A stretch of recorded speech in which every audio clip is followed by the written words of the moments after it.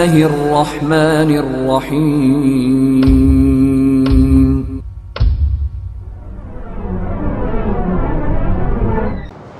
محترم حضرات، آج جس موضوع پر مجھے گفتگو کرنی ہے وہ موضوع ہے ماہ ربیع الثانی اور 11ویں۔ دو خاص طور سے لفظ میرے موضوع کے اندر ہیں جن کی وضاحت آج مطلوب ہے۔ ماہ ربیع الثانی یہ اسلامی سال کا چوتھا مہینہ ہے، ربیع الثانی۔ اس مہینے کے اندر کوئی خاص مسنون عمل نہیں ہے کہ جسے قرآن حدیث میں بتایا گیا ہو کہ اس مہینے میں یہ کام کرو۔ ایسا کوئی خاص عمل اس مہینے کے اندر نہیں ہے، لیکن اس مہینے کے اندر ایک بہت بری چیز کی جاتی ہے جس کو 11ویں کہا جاتا ہے۔ 11ویں کیا چیز ہے؟ 11ویں دراصل شیخ عبد القادر جیلانی رحمت اللہ علیہ کے نام کی نظر و نیاز ہے۔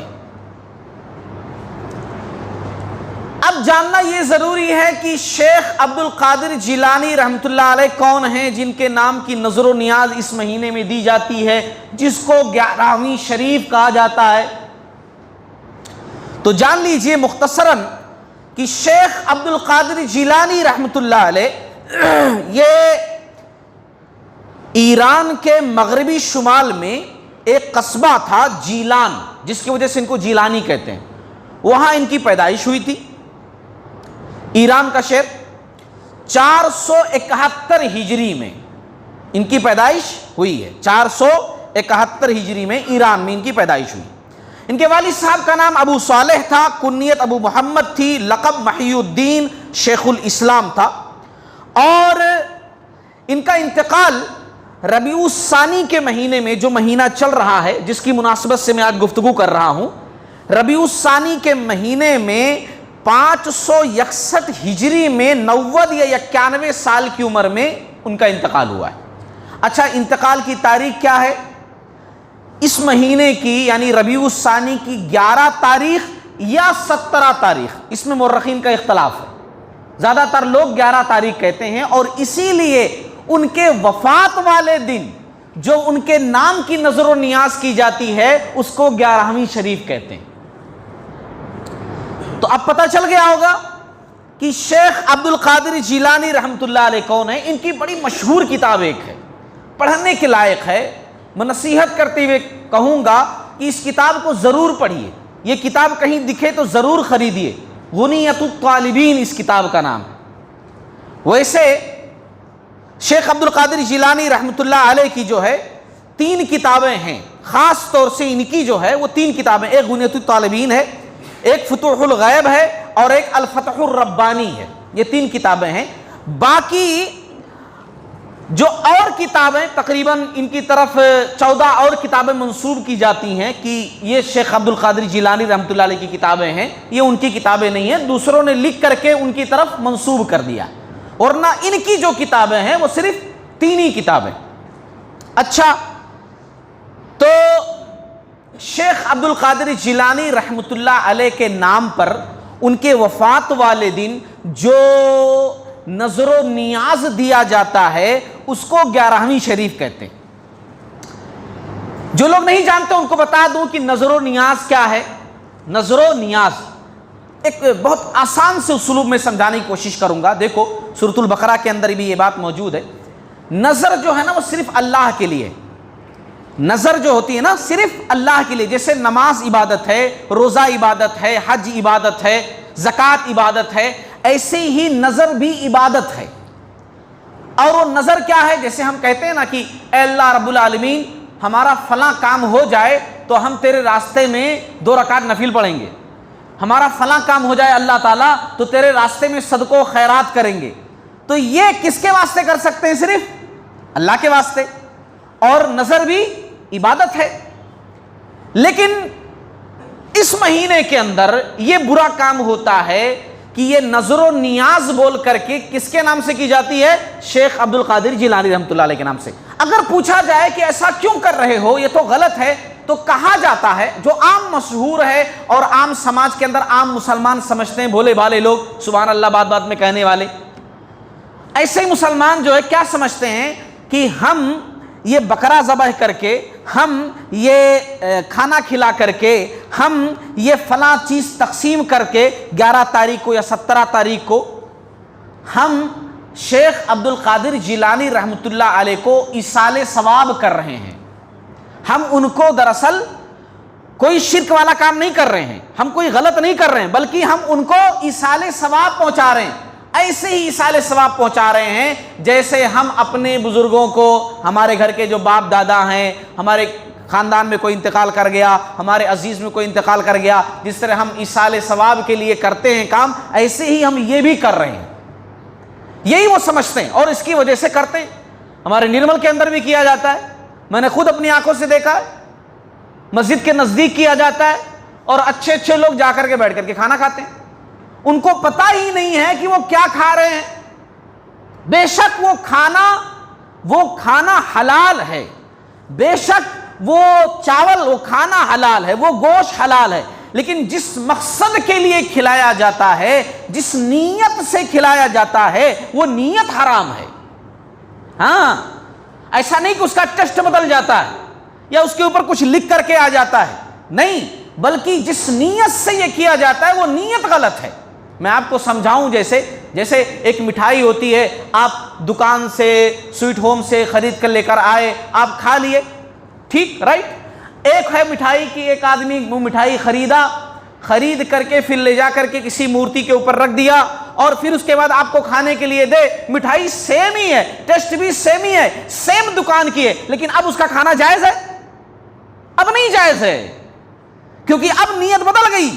ایسے ہی وہ کھانا اس لیے حرام ہے، اس لیے ناجائز ہے، کیونکہ جس مقصد کے لیے کھلایا جا رہا ہے وہ مقصد غلط ہے۔ ہاں، وہ مقصد غلط ہے۔ کیوں غلط ہے؟ یہ سوال آئے گا نا ذہن کے اندر، لوگ سوچیں گے کیوں غلط ہے ایصال ثواب پہنچانا؟ تو میں کہوں گا کہ دراصل یہ بھولے لوگوں کو گمراہ کرنے کے لیے ایصال ثواب کا لفظ ایڈ کیا گیا ہے، ورنہ در حقیقت جیسا کہ میں شروع سے کہہ رہا ہوں، یہ نظر و نیاز ہے کس کی؟ شیخ عبد القادر جیلانی رحمۃ اللہ علیہ کی۔ حالانکہ شیخ عبد القادر جیلانی رحمۃ اللہ علیہ بڑے اچھے آدمی تھے، بڑے اچھے شخص تھے، بڑے نیک شخص تھے۔ میں آپ کو بتاؤں ان کی کتاب الفتح الربانی سے کہ وہ لوگوں کو نصیحت کیا کرتے تھے۔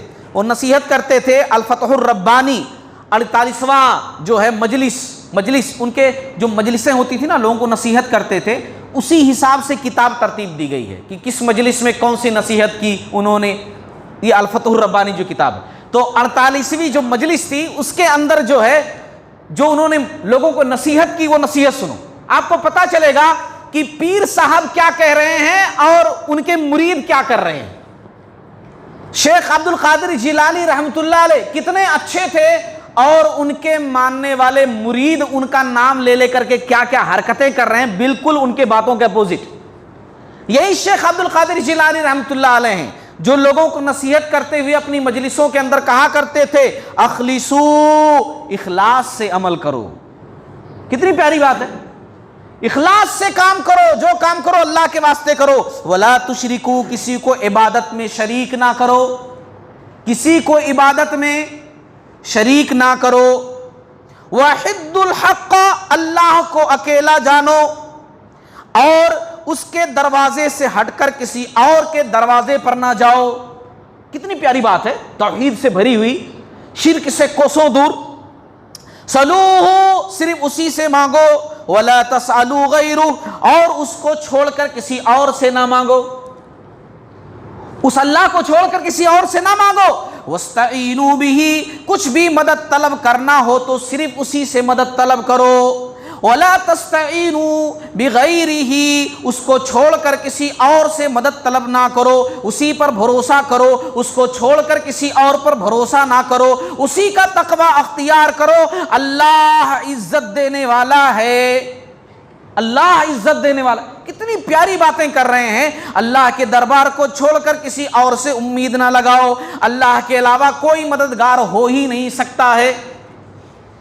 بڑی باتیں ہیں ان کی, اتنی پیاری پیاری باتیں, توحید سے بھری ہوئی, شرک سے کوسوں دور. لیکن ان کے انتقال کے بعد, جسٹ ان کے انتقال کے فوراً بعد ایسا نہیں ہوا, کئی صدیاں گزری, اور پھر اس کے بعد جو ہے لوگوں نے ان کو پیران پیر بنا دیا, تمام پیروں کے سردار, جو زندگی بھر ایک اللہ کی دعوت دیتے رہے, جو زندگی بھر لوگوں کو سمجھاتے رہے ایک اللہ سے مانگو, اس کے ساتھ کسی کو شریک نہ ٹھہراؤ, اسی سے مدد مانگو, کسی اور در پر اس کو چھوڑ کر مت جاؤ, جو زندگی بھر یہ نصیحت کرتے رہے, ان کے انتقال کے بعد لوگوں نے ان کو پیران پیر, دستگیر, ہے نا, سب کچھ بنا دیا. مشکل کشا کیا کیا نہیں بنا دیا. غوث اعظم, سب سے بڑا مدد کرنے والا, انہی کو بنا دیا. جو زندگی بھر کہتے تھے ایک اللہ کو پکارو, ایک اللہ سے مانگو, لوگوں نے کیا کیا, انہی کی خبر کو کاروبار کا ذریعہ بنا دیا, شرک کا اڈا بنا دیا. اور اب ان کے وفات والے دن 11ویں منائی جا رہی ہے, اور کہا جا رہا ہے لوگوں کو کہ ہم خالی ایصال ثواب پہنچا رہے ہیں. میں آپ کو بتاؤں کہ ان کے تعلق سے عقیدہ لوگوں کا کیا ہے, کیا لوگوں نے عقیدہ بنایا ہوا ہے. بریلویت کے اندر خاص طور سے ان کو کیا درجہ دیا ہوا ہے لوگوں نے, آپ کو پتا چلے گا کہ ان کا عقیدہ جو ان کے تعلق سے ہے, ایسا بنایا ہوا عقیدہ کہ نعوذ باللہ من ذالک اللہ تعالیٰ کے برابر ان لوگوں نے کر دیا ہے. ان کے تعلق سے ایسے ایسے واقعات مشہور کیے ہیں, ایسی ایسی باتیں مشہور کی ہیں, جن کو پڑھ کر, جن کو سن کر ایسا لگتا ہے کہ اللہ رب العالمین کے کاموں میں ان کا عمل دخل ہے. یہ کائنات میں جو چاہے کر سکتے ہیں, اللہ تعالیٰ سے جو چاہے کروا سکتے ہیں, اتنا پاور ان کے پاس ہے. اور پھر کہنے کو ہم ان کے لیے ایصال ثواب کر رہے ہیں. اتنا پاورفل شخص, پھر اس کے واسطے ایصال ثواب, بات سمجھ میں نہیں آتی. پہلی بات تو یہی ہے کہ ایک ڈیٹ کو مخصوص کر کے یا ایک مہینے کو خاص کر کے ایصال ثواب والا کوئی بھی کام کرنا, یہ اسلام میں ہے ہی نہیں. اسلام میں بے شک ہے کہ اپنے جو ہے مردوں کی طرف سے بھی آپ جب چاہو صدقہ و خیرات کر سکتے ہو, ان کی اولاد کر سکتی ہے, لیکن کوئی ڈیٹ متعین کرنا نہیں ہے. یہ ڈیٹ متعین کر کے, مہینہ متعین کر کے, اور پھر اس کے بعد ان کے نام سے کھانا کھلانا, ان کے نام سے کچھ کام کرنا, یہ غیر مسلموں کا طریقہ ہے. غیر مسلم ایسا کرتے ہیں. پتا جی کا انتقال ہوا تھا اس دن, تو اس دن جو ہے خاص طور سے وہ لوگ پوجا پاٹ کرتے ہیں, خاص طور سے کھانا کھلاتے ہیں. یہ غیر مسلم کا طریقہ, مسلمان کا طریقہ نہیں ہے. اور دوسری چیز کہ ان کا عقیدہ دیکھیے, عقیدہ کیا ہے شیخ عبد القادر جیلانی رحمۃ اللہ علیہ کے تعلق سے, تب آپ کو پتا چلے گا کہ کہتے کیا ہیں اور کرتے کیا ہیں. عقیدہ یہ ہے کہ ایک جو ہے شیخ عبد القادر جیلانی رحمۃ اللہ علیہ کی ایک خاتون تھی, اب مریدنی کہیے کیونکہ مرید تو فیمیل کو کہتے ہیں, مرید جو ہے میل کو کہتے ہیں, اور مریدنی فیمیل کو, ہے نا, مریدنی جو ہے فیمیل کو. تو ایک مرید تھا, مرید, تو مرید کا انتقال ہو گیا. وہ خدمت گزار بھی تھا, خدمت کرنے والا بھی تھا, اس کا انتقال ہو گیا. اچھا, اس کی اہلیہ, اس کی گھر والی جو وہ بھی ان کی فالوورز میں سے تھی شیخ عبد القادر جیلانی رحمۃ اللہ علیہ کے, وہ جو ہے ان کے پاس آئیں اور آ کر کے کہا کہ دیکھیے شیخ, میرا شوہر جو ہے زندہ ہونا چاہیے, میرا شوہر انتقال کر گیا ہے, میں آپ کی ماننے والی ہوں, میرا شوہر جو ہے وہ زندہ ہونا چاہیے واپس. حالانکہ ایک مرتبہ دنیا سے جو آدمی چلا گیا, انتقال ہو گیا, کوئی بچا سکتا ہے اس کو؟ نہیں نا. عقیدہ دیکھیے, انہوں نے کہا اچھا ٹھیک ہے. انہوں نے کیا کیا, مراقبہ کیا. مراقبہ مطلب ہوتا ہے کہ ایسا آنکھیں بند کر کے سب اپنے علم کو بہت دور تک لے کر جانا, یعنی یہیں بیٹھے بیٹھے اپنے نالج کو, اپنے علم کو اور غیبی شکتی کو, غیبی طاقت کو دور تک پہنچا دینا. تو انہوں نے مراقبہ کیا, اور مراقبہ کرنے کے بعد کیا کیا, دیکھا کہ جو ہے اسرائیل, حالانکہ اسرائیل نہیں کہنا چاہیے, ملک الموت, ملک الموت. اسرائیل میں اس لیے کہہ رہا ہوں کیونکہ ان کی کتابوں کے اندر اسرائیل لفظ لکھا ہوا ہے. تو ملک الموت جو موت کا فرشتہ ہے وہ روحیں لے کر کے جا رہا ہے. اب شیخ عبد القادر جیلانی رحمۃ اللہ علیہ بولے کہ وہ ہمارے مرید کی جو ہے وہ خادم کی وہ روح واپس کرو, وہ روح دو. اس نے کہا کہ میں نہیں دے سکتا شیخ, میں نہیں دے سکتا, میں اللہ تعالیٰ کی اذن سے، اللہ کے حکم سے اللہ کی بارگاہ میں روحیں لے کر کے جاتا ہوں، مجھے وہاں پر پیش کرنا رہتا ہے، میں آپ کی کیسے یہ بات مان سکتا ہوں کہ روح آپ کو جو اللہ تعالیٰ کے حکم سے میں نے نکالی ہے وہ روح آپ کو واپس کر دوں؟ میں نہیں واپس کر سکتا۔ انہوں نے بار بار اصرار کیا، کہا کہ نہیں دو، وہ روح دو۔ اس نے تسلیم نہیں کیا اس بات کو۔ اب ان کو جلال آیا، ان کو غصہ آیا، دیکھا کہ ایک ٹوکری ہے جس میں اس دن کی تمام روحیں رکھی ہوئی ہیں، ٹوکری کے اندر روحیں، بہرحال ٹوکری ہے، اس کے اندر جو ہے تمام روحیں رکھی ہوئی ہیں۔ انہوں نے کیا کیا کہ اللہ تعالیٰ نے جو ان کو خاص طاقت دے رکھی تھی ہے نا، اس سے وہ ٹوکری چھین لی ملک الموت سے، اور چھین کر کے کیا کیا کہ چھین لی ایسا، جب چھینی نا تو تمام روحیں اس میں سے بکھر گئیں، اور تمام روحیں بکھر گئیں تو پھر وہ لوگ دنیا میں اپنے اپنے جسموں میں دوبارہ واپس چلی گئیں، یہاں تک کہ وہ خادم کی روح بھی واپس چلی گئی۔ پھر اس کے بعد فرشتے نے اللہ تعالیٰ کو پکارا اور کہا اے باری تعالیٰ، تو تو جانتا ہے کہ میرے اور تیرے محبوب کے درمیان جو کچھ ہوا، تو سب کچھ سمجھتا ہے، تو سب کچھ جانتا ہے، آج کی قبض کی ہوئی تمام روحیں تیرے محبوب نے چھین لی مجھ سے۔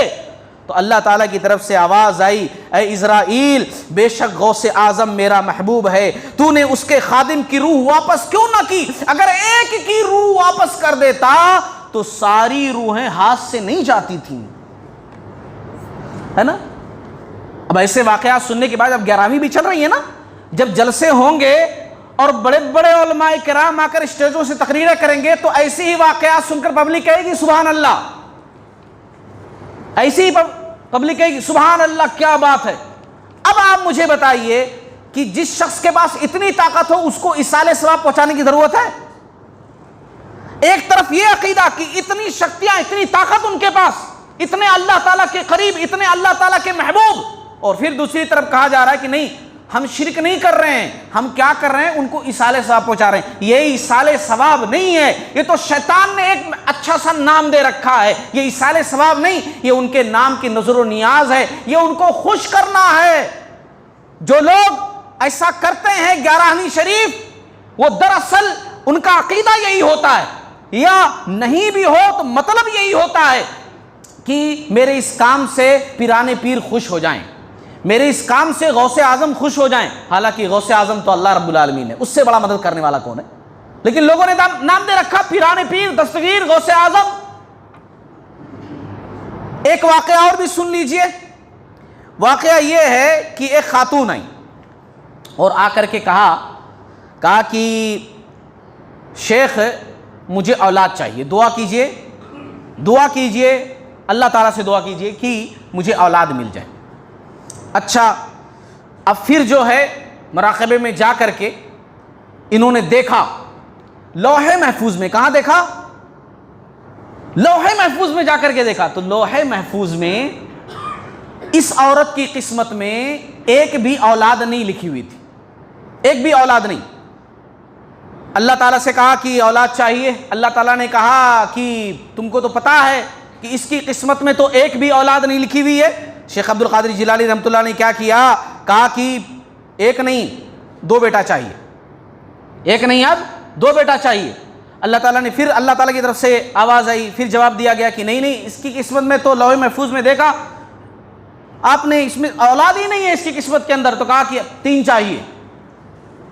اچھا، جب یہ دعا کرتے ادھر سے اگر انکار آتا تو یہ بڑھاتے رہتے، 3 4 چاہیے، 5 چاہیے، 7 تک پہنچ گئے۔ اللہ نے کہا بس اب کافی ہے، تیری دعا قبول ہوئی، میں دوں گا اور 7 کے 7 بیٹے دوں گا، 7 کے 7 بیٹے دوں گا۔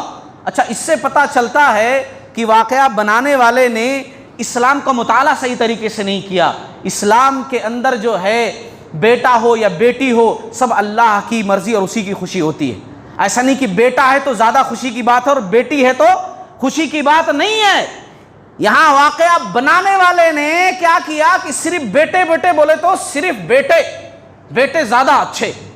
بیٹیاں اللہ کی رحمت ہوتی ہیں، بیٹیاں اللہ کی رحمت ہوتی ہیں۔ پیارے نبی صلی اللہ علیہ وسلم نے فرمایا کہ جس کے پاس 3 بیٹیاں ہیں ان کی تربیت اچھے سے کی، پڑھایا لکھایا، اچھی جگہ نکاح کر دیا، ہے نا، تو کیا ہوگا؟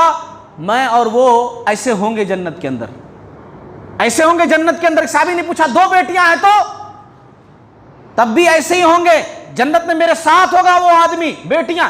میں نہیں سمجھتا کہ بیٹوں کے تعلق سے اس قسم کی حدیث ہو، یہ حدیث بیٹیوں کے تعلق سے۔ بیٹیوں، بے شک بیٹے اپنے معنوں میں ایک ان کی الگ فضیلت ہے، مگر بیٹیوں کی فضیلت کم نہیں ہے۔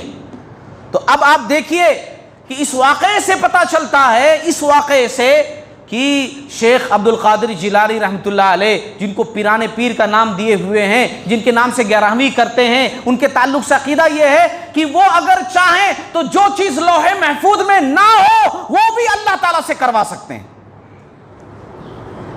اب یہ بات ہضم ہوتی ہے کہ ایصال ثواب کے لیے کر رہے ہیں؟ نہیں، اس لیے کر رہے ہیں تاکہ وہ ہم سے خوش ہوں، کاروبار میں برکت ہو، ہے نا۔ کچھ لوگ ایسے ہوتے ہیں ہماری درگاہ کی پراپرٹی بچی رہے، وہ اس لیے کرتے ہیں۔ جلسے جلوس، بڑے بڑے علماء کرام دور دور سے آتے ہیں، ایسے ایسے واقعات سناتے ہیں، پبلک سبحان اللہ کہتی ہے، اور پھر اس کے بعد یہ شرک کا میلہ لگا رہتا پورے مہینے۔ ربیع الثانی کا مہینہ جو چل رہا ہے، میں اسی لیے سمجھا رہا ہوں، ایسا کہ کوئی کھانا مت کھائیے گا، ایسی کسی مجلس میں شریک مت ہوئیے گا، کیونکہ یہ شرکیہ مجلس ہے۔ یہ وہ مجلس ہے جو اللہ رب العالمین کی شان میں نعوذ باللہ من ذالک گستاخی کرنے والی مجلس ہے۔ اللہ تعالیٰ کے جو اختیار ہیں اللہ کے علاوہ کسی اور کے پاس وہ اختیار نہیں، اس کو پیران پیر کو دے رکھیں۔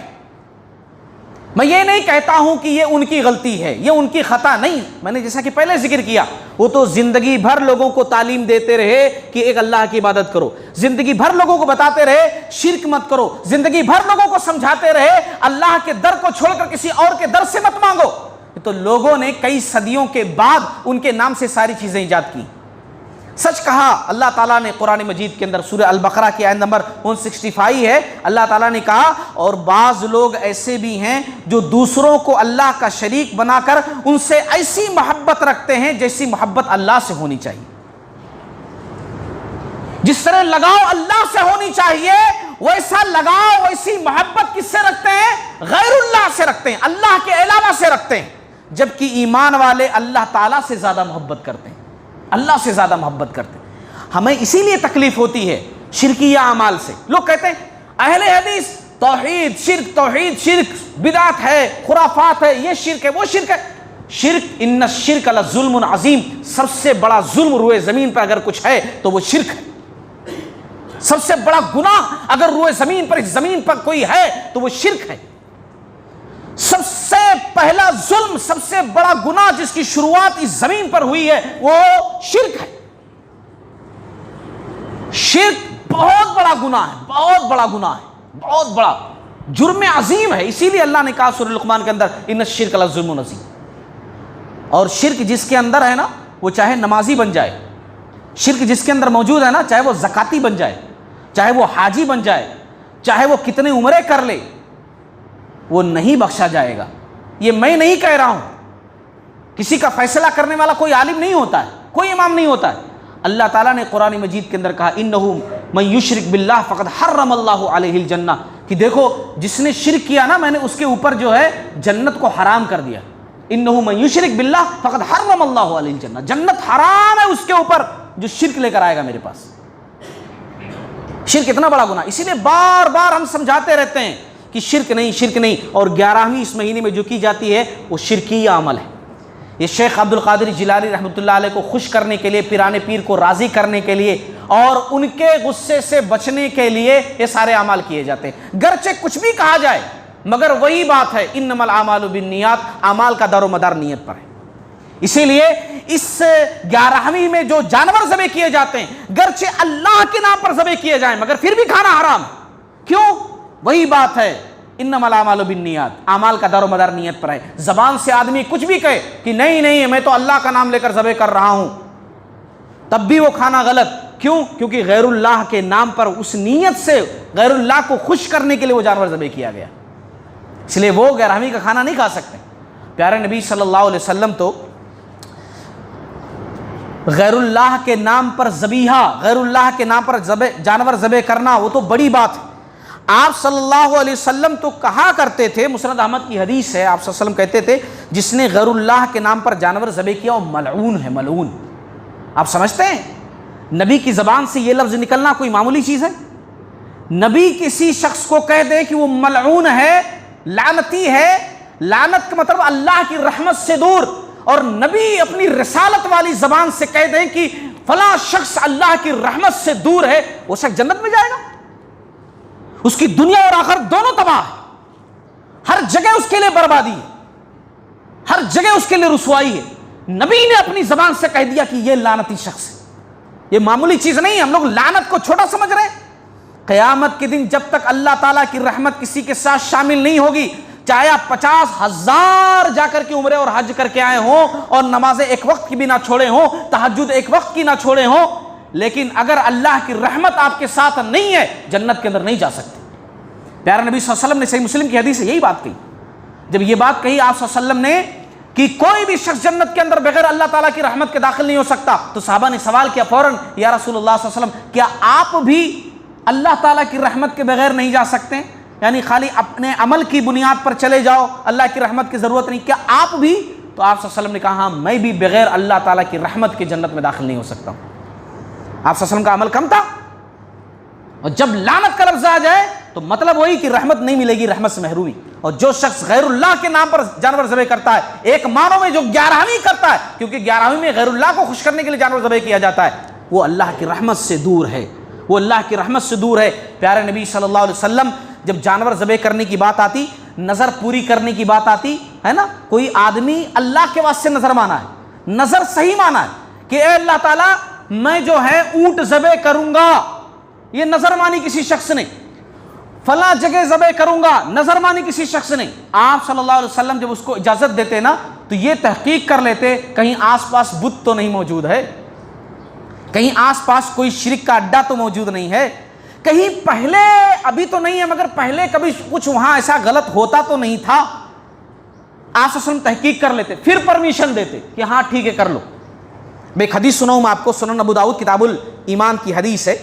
ایک آدمی نے بوانا، ایک جگہ کا نام تھا بوانا ایک جگہ، وہاں نظر مانی کہ میں ایک اونٹ ذبح کروں گا۔ جب اس کو نظر پوری کرنی ہوئی تو آپ صلی اللہ علیہ وسلم کے پاس آیا اور کہا یا رسول اللہ صلی اللہ علیہ وسلم میں نے نظر مانی تھی بوانا نامی جگہ پر میں اونٹ ذبح کروں گا۔ تو آپ صلی اللہ علیہ وسلم نے اب تحقیق کرنی شروع کی۔ آپ صلی اللہ علیہ وسلم نے صحابہ کے سامنے کہا کیا وہاں دور جاہلیت کے کسی بت کی پوجا ہوتی تھی؟ چلو آج نہیں ہو رہی، پہلے ہوتی تھی کیا؟ کسی بت وغیرہ کی پوجا ہوتی تھی؟ صحابہ نے کہا نہیں۔ آپ صلی اللہ علیہ وسلم نے پھر پوچھا کیا وہاں مشرکین کا کوئی تہوار میلہ وغیرہ ہوتا تھا؟ مشرکین کچھ کرتے تھے وہاں پر ایسا؟ کہا نہیں۔ تب آپ صلی اللہ علیہ وسلم ہر طرح مطمئن ہو گئے کہ ایسا کچھ بھی نہیں ہے، شرک کا ذرہ شائبہ تک نہیں ہے، کچھ بھی نہیں ہے۔ تب آپ صلی اللہ علیہ وسلم نے کہا ٹھیک ہے اپنی نظر پوری کر لو۔ اور یہاں آج نظر پوری کی جا رہی ہے، نظر و نیاز کیا جا رہا ہے، خوش کرنے کے لیے کس کو؟ اللہ کے علاوہ کسی اور کو، جس کے تعلق سے ایسا عقیدہ بنائے ہوئے ہیں، ایسا عقیدہ بنا کر کسی شخص کو خاص طور سے اس کے وفات والے دن جانور ذبح کرنا اسلام میں نہیں۔ اگر ایسا ہوتا نا، جس طرح 11ویں میں لوگ کرتے نا کہ ہم پیرانے پیر کے نام سے کر رہے ہیں ان کی وفات والے دن، اگر ایسا جائز ہوتا تو پیارے نبی صلی اللہ علیہ وسلم ابراہیم علیہ السلام کے نام سے کرتے۔ اگر ایسے بزرگوں کے نام پر فاتحہ خوانیاں جائز ہوتی تو پیارے نبی صلی اللہ علیہ وسلم اسماعیل علیہ السلام کے نام سے بھی کرتے۔ اگر بزرگوں کے نام پر اس طرح جانور ذبح کرنا اور بزرگوں کے نام پر فاتحہ خوانیاں کرنا، بزرگوں کے نام پر اس طریقے سے مجلسیں منعقد کرنا، بزرگوں کے نام پر اس طریقے سے نظر و نیاز کرنا، بزرگوں کے نام پر اس طریقے کی دعوتوں کا اہتمام کرنا، اگر اس طریقے سے ہوتا اسلام کے اندر تو پیارے نبی صلی اللہ علیہ وسلم جو انبیاء بڑے بڑے گزرے ہیں ان کے نام سے ضرور کرتے۔ صحابہ کرام اللہ کے نبی صلی اللہ علیہ وسلم کے نام سے کرتے، صحابہ کرام ابو بکر و عمر رضی اللہ تعالیٰ عنہ کے نام سے کرتے کہ نہیں کرتے اگر ایسا ہوتا؟ لیکن ایسا اسلام میں نہیں ہے۔ اس لیے میرے عزیزوں سمجھانے کا مطلب یہ ہے، میں سمجھانا یہ چاہ رہا ہوں بڑی محبت کے ساتھ، یہی بتانا چاہ رہا ہوں کہ 11ویں بالکل اسلام کے اندر نہیں ہے، یہ تو بعد کی ایجاد ہے۔ اسلام میں کہیں 11ویں کا کوئی تصور نہیں۔